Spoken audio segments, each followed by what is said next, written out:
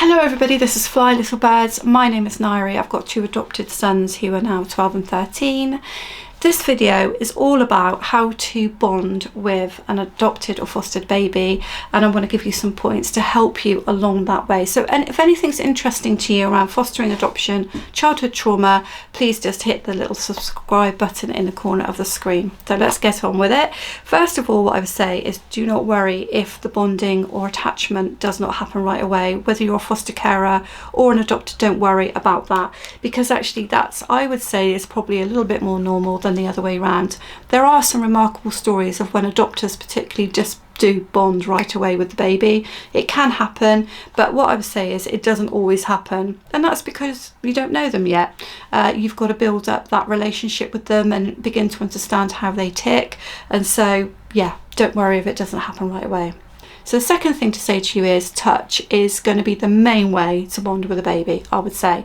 So holding them, touching them, stroking them, cuddling them, that's all going to be absolutely essential, as is eye contact. I'm sure I'm not telling you anything you don't know. Eye contact and voice. So singing, rocking, all of those things. Just make sure that you do find enough time in the day or in your busy schedule, because as foster carers or adopters, it's busy, really busy, and there are lots of demands on your time. So time for holding, cuddling, rocking, singing, speaking, looking into the baby's eyes, absolutely essential. That's my second point.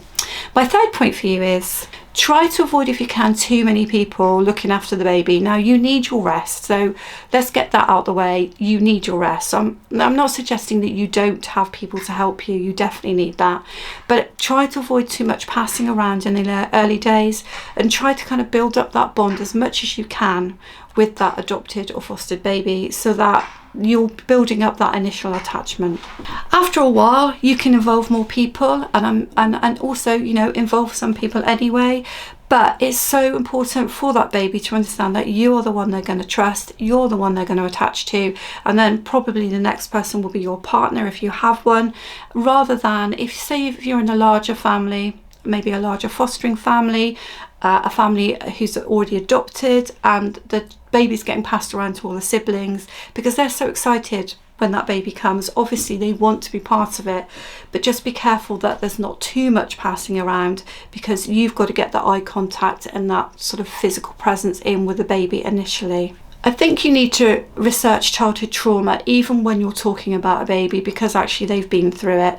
So even if it's the simplest of histories, they've lost their birth mother. So there will always be trauma, even with a young baby. And even if you don't really see the effects, it's going to be there. So it's really important that you understand it, even if you're dealing with very young children.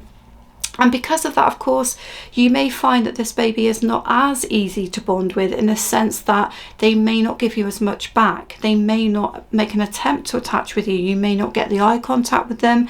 They may, if they've been neglected, they may be kind of unresponsive to many things. Or you may get the opposite. They could be really, really restless and crying all the time, and not the easiest of babies to care for or to parent.